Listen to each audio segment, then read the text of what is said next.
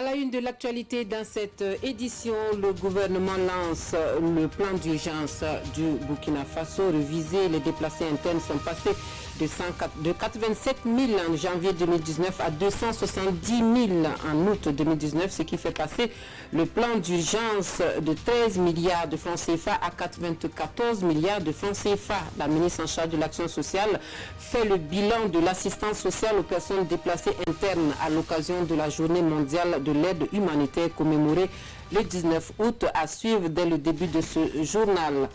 Au Soudan, Omar El-Béchir doit répondre d'accusations de corruption. L'ancien président déchu début avril dernier reconnaît avoir perçu 90 millions de dollars à l'Arabie Saoudite. Son procès s'ouvre ce lundi à Khartoum. On voit cela en fin de journal. Bonjour, merci de suivre les actualités de la mi-journée sur la télévision du Burkina. Pour ouvrir ce journal, ce communiqué suite au communiqué du 19 août 2019 relatif à l'attaque du détachement militaire de Koutougou dans la province du Soum. Le bilan actualisé du côté des forces armées nationales se présente ainsi qu'il suit: 24 militaires décédés, 7 blessés, 5 toujours recherchés, ainsi que des dégâts matériels. Par ailleurs, les opérations aériennes et terrestres se poursuivent. Les populations des zones concernées sont invitées à la sérénité et au respect des mesures de sécurité prises. Le chef d'état-major général des armées compatit profondément à la vive douleur ressentie en ces instants particuliers par les familles des disparus et invite nos vaillants soldats à rester déterminés. C'est signé le directeur de la communication et des relations publiques des armées. Ce 19 août donc, journée mondiale de l'aide humanitaire, le Burkina Faso commémore la journée sous le signe de la prise en charge des déplacés internes. Des populations qui sont passées de 87 000 en janvier 2019 à 270 000 en août 2019, ce qui fait passer évidemment le plan d'urgence du gouvernement burkinabé de 13 milliards de francs CFA à 94 milliards de francs CFA. La ministre en charge de l'action sociale fait le bilan de l'assistance aux personnes déplacées internes et lance le plan d'urgence révisé du gouvernement. Reportage sur Lassina Ouattara et Zalissa Sanfo. De 87 000 en janvier 2019, aujourd'hui ils sont estimés à 270 000 déplacés internes au Burkina Faso. Et ce 19 août, journée mondiale de l'aide humanitaire, le pays les place au cœur de son action humanitaire. Ainsi, cette journée est consacrée à la recherche de réponses à apporter à toutes ces personnes contraintes de vivre loin de chez elles. Et cette réponse est consignée dans un plan dénommé plan d'urgence révisé que la ministre dévoile ici aux hommes de médias. Les objectifs stratégiques du plan d'urgence révisé sont les suivants. Assurer une réponse humanitaire adéquate aux personnes en situation de déplacement liés aux incidents sécuritaires et aux personnes affectées sur la situation sécuritaire. Assurer la protection internationale et la recherche de solutions durables aux réfugiés. Renforcer l'assistance humanitaire agro-silvo-pastorale et la protection des moyens d'existence des populations affectées par la crise humanitaire. Il faudra près de 94 milliards de francs CFA pour la mise en œuvre de ce plan d'urgence révisé. Et sur ces 94 milliards de francs CFA, l'État et ses partenaires n'ont pu mobiliser que 28 milliards de francs CFA. Pourtant, rappelle ici la ministre, un seul centime de moins pourrait priver un enfant, une femme ou tout simplement un Burkinabé du minimum vital. Alors, c'est un appel qui est lancé ici. Au regard de l'intérêt que revêt le plan d'urgence pour le Burkina Faso, en ce moment, je lance un appel pressant à la solidarité nationale et internationale pour sa mise en œuvre. Nous allons ensemble poursuivre les efforts de façon inlassable pour garantir aux populations affectées la dignité et la protection. Cette année, les Nations Unies commémorent cette journée sous le thème Femmes humanitaires, un thème pour rappeler le rôle de la femme dans le soulagement de la souffrance humaine. Avec elle et par elle, l'humanité veut ainsi panser ses blessures. Le même bilan lourd et accablant dressé par la 12e session ordinaire du Conseil national de secours d'urgence et de réhabilitation 2018 aura été l'année de tous les défis au regard des chiffres et des faits, situation exacerbée par le défi terroriste, d'où le thème de la rencontre, assistance humanitaire dans un contexte de crise sécuritaire au Burkina Faso. Défis et perspectives, nous suivons l'ouverture de la 12e session du CONASUR avec Salifou Belem et Caroline Ouari. Assistance humanitaire dans un contexte de crise sécuritaire au Burkina. Et comme pour marteler l'urgence de la situation, les barbares viennent d'attaquer Koutougou. Minute de silence pour ouvrir la 12e session ordinaire du Conseil national de secours d'urgence et de réhabilitation CONASUR. Laurence Ilboudo est sans voix. Sans grand commentaire également, les représentants des départements ministériels et les partenaires techniques et financiers, parties prenantes dans la mise en œuvre du secours d'urgence au Burkina. Le bilan de 2018 est sans précédent. Au cours de l'année 2018, les populations ont fait face aux inondations, aux vents violents, aux incendies et à des poches de sécheresse qui ont entraîné des pertes et des dommages importants. En outre, l'année 2018 a été marquée par des mouvements massifs de population à l'intérieur du pays suite aux attaques et aux menaces terroristes dans les régions du Sahel, du Nord et du Centre-Nord. Cependant, il ne sera pas question de céder le terrain pour la suite. Plus que jamais, et comme le commande la situation, le gouvernement burkinabé prépare son mot à dire. Nous sommes optimistes avec nos partenaires parce que vous avez vu le système des Nations Unies et nous avons aussi des partenaires locaux qui travaillent à relever ce défi. Moi, je suis de ceux qui pensent que le Burkina Faso s'en sortira. Je suis de ceux qui positivent et je suis convaincu qu'avec l'énergie que nous allons mutualiser, avec une volonté commune, nous y arriverons. Le bilan de cette 12e session ordinaire présente aussi quelques points de satisfaction. Les coordinations régionales du CONASUR ont pu renforcer leurs capacités de prise en charge à travers des sessions de formation, des mesures de prévention ont pu être améliorées et le plan national de secours d'urgence relu, des points que les acteurs de la mise en œuvre du CONASUR comptabilisent. Des nouvelles du procès du putsch de 2015 dans ce journal et nous nous rendons au tribunal militaire où les avocats du général Djibril Bassolé poursuivent leur plaidoirie. En ce deuxième jour, l'accent est mis sur les écoutes téléphoniques qui, selon la défense de l'accusé, sont truquées. Les avocats demandent alors l'acquittement de leurs clients. On voit cela avec Zoubaviel David Dabiri. Le général Djibril Bassolé est tout simplement victime de sa volonté de devenir président dans ce pays. Son implication dans cette affaire du putsch tient à un complot politique ourdi contre lui. Les propos sont de maître Mireille Barry qui, à ce deuxième jour de plaidoirie, soutient avec force que les hommes politiques, en l'occurrence ceux de la transition, ont toujours tiré les ficelles dans ce dossier en désignant les personnes à faire condamner. Pour preuve, selon l'avocate, jusqu'à la date du 27 septembre 2015, le nom du général n'apparaissait pas dans les événements.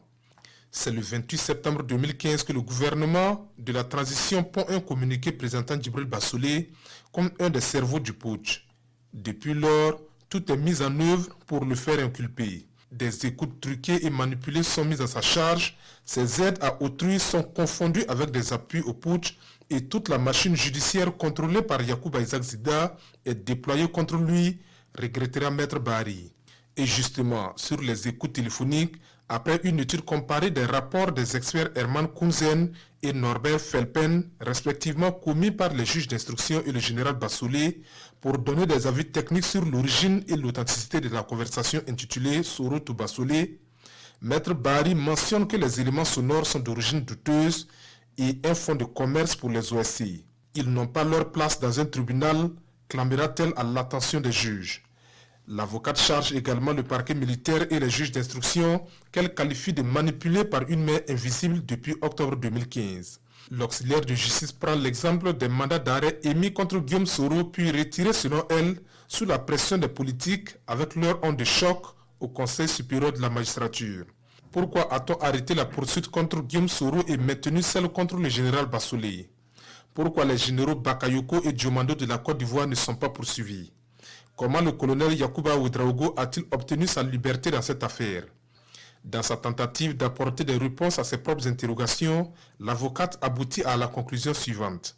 Pendant qu'on fait tout pour tirer d'affaire celui qu'il a appelé durant les événements, en l'occurrence Guillaume Soro, on fait tout pour le condamner lui.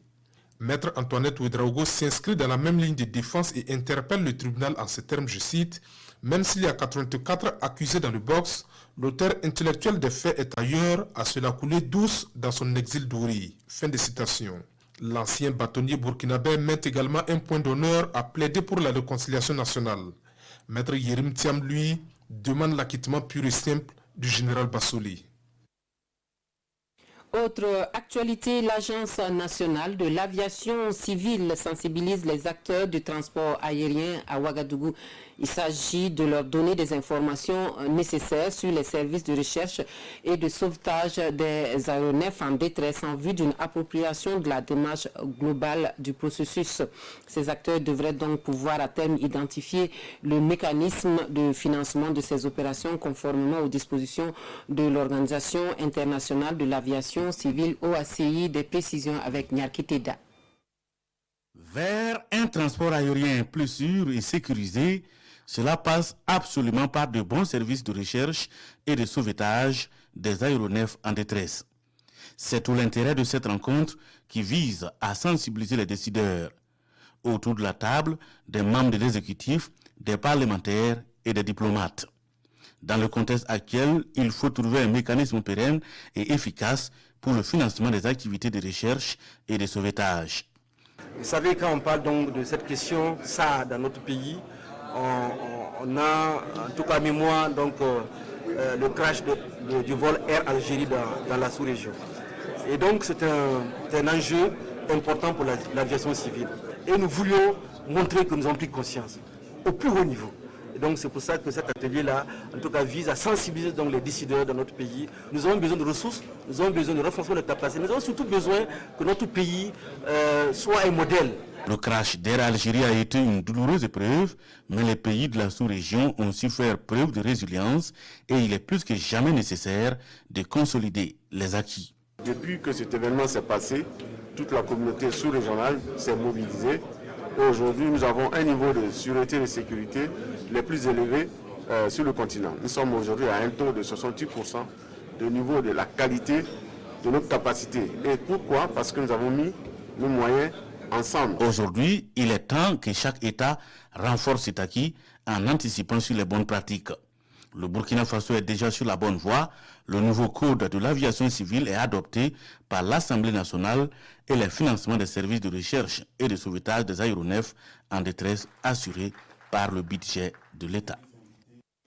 Agriculture et sécurité alimentaire, le mil hybride chinois comme un rempart contre l'insécurité alimentaire, pourquoi pas? Le gouvernement burkinabé manifeste en tout cas un intérêt pour la technique agricole qu'il voudrait expérimenter sur le terrain avec une production de 4 à 12 tonnes à l'hectare. Ce serait une aubaine pour le monde paysan. Une trentaine d'acteurs se forment à cette technique agricole. Une formation organisée en collaboration avec la République populaire de Chine. On voit cela avec Omar Zombri. L'ambassadeur de la République populaire de Chine au Burkina Faso, Li Jian, et le secrétaire général du ministère de l'Agriculture, Lamourdia Tombiano, dégustent ici un produit à base de mil hybride chinois. Et voici à quoi ressemble ce mil hybride. Il est l'objet de la présente rencontre de renforcement de capacité des acteurs du monde agricole. Pour cette première phase de formation, ils sont une trentaine à recevoir des connaissances sur ce mil par celui-là même qui l'a inventé, le professeur Zhao Zihai, le père du mil hybride chinois. L'objectif visé par l'introduction de cette variété asiatique au Burkina Faso est de contribuer à l'atteinte de l'autosuffisance alimentaire à travers l'amélioration du rendement. Selon les experts, le rendement de ce mil hybride varie entre 4 et 12 tonnes à l'hectare. Il s'agira donc pour ces participants d'apprendre les techniques et autres rudiments nécessaires pour vulgariser ce mil hybride au Burkina Faso. Pour ce faire, ils auront droit à plusieurs modules de formation dispensés par des experts chinois. Certains modules porte sur les techniques de production du mil, la technologie de la sélection de la résistance, l'étude des ravageurs et la prévention intégrée contre les ravageurs. Les participants viennent des 13 régions du Burkina Faso. Le docteur Lamourdia Tombiano, secrétaire général du ministère de l'Agriculture, les exhorte à tirer avantage de cette formation afin de booster la production du mil au Burkina Faso. Et c'est le retour depuis ce week-end des premiers pèlerins du Hajj 2019 après un mois en Arabie Saoudite pour accomplir le 5e pilier de l'islam. Ils sont heureux de retrouver famille et amis. À Bobo Dioulasso, ils sont 300 à débarquer à l'aéroport, accueillis par parents et autorités administratives et religieuses de Sia. On voit cela avec Moussa Tamboura et Amadou Lougué. Les premiers pèlerins foulent le sol de la mère patrie à bord de la compagnie saoudienne. Ils viennent d'accomplir l'un des 5 piliers de l'islam en terre sainte en Arabie Saoudite. On remercie nos autorités qui nous ont permis aussi le bon déroulement.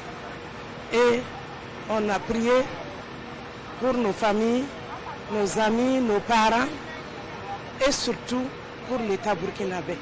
Bon, on a parlé sans, on a tout fait sans maladie. Donc ça, moi je suis très content d'avoir. Ça s'est vraiment bien passé. Aller comme retour, vraiment on remercie beaucoup les Dieu. C'est entre joie et émotion que les pèlerins de Bobo Dioulasso regagnent le pays, accueillis par les parents, mais aussi les autorités administratives et religieuses de la ville de Sia. Cette année, nous sommes très ravis du déroulement du Hajj. Que Dieu exauce la prière de nos fidèles pèlerins. Pour ce premier jour, plus de 300 pèlerins ont regagné la ville de Bobo Dioulasso avec le sentiment d'un Hajj bien accompli malgré les difficultés. Hors de chez nous, au Soudan, l'ancien président Omar El-Béchir, destitué début avril dernier, après 4 mois de manifestations populaires, doit maintenant répondre d'accusations de corruption.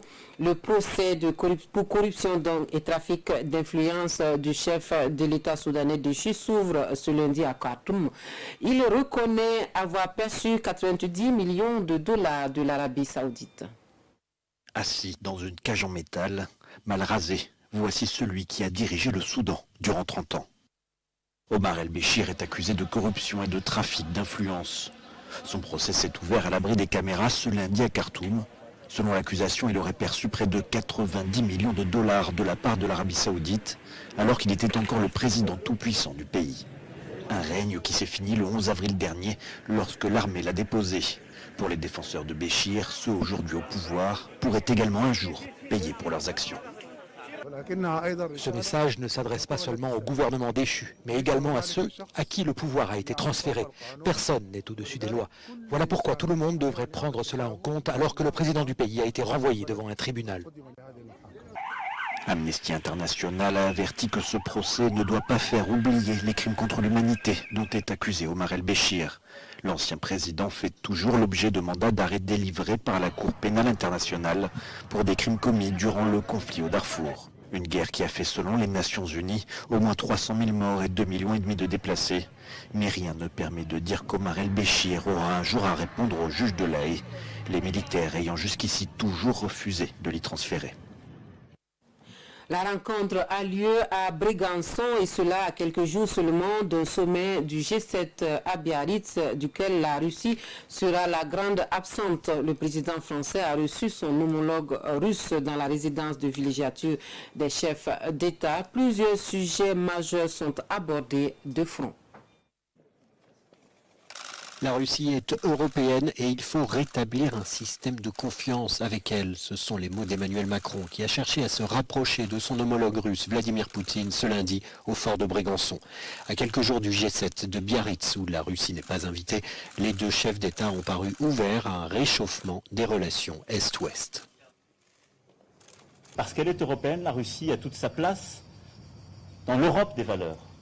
Et c'est d'ailleurs au nom de cette place que nous avons pu appeler cet été à ce que la liberté de manifester, la liberté d'expression, la liberté d'opinion, la liberté de se présenter à des élections de dans le cadre de tout pays au sein de ce Conseil, soit pleinement aussi respectée en Russie.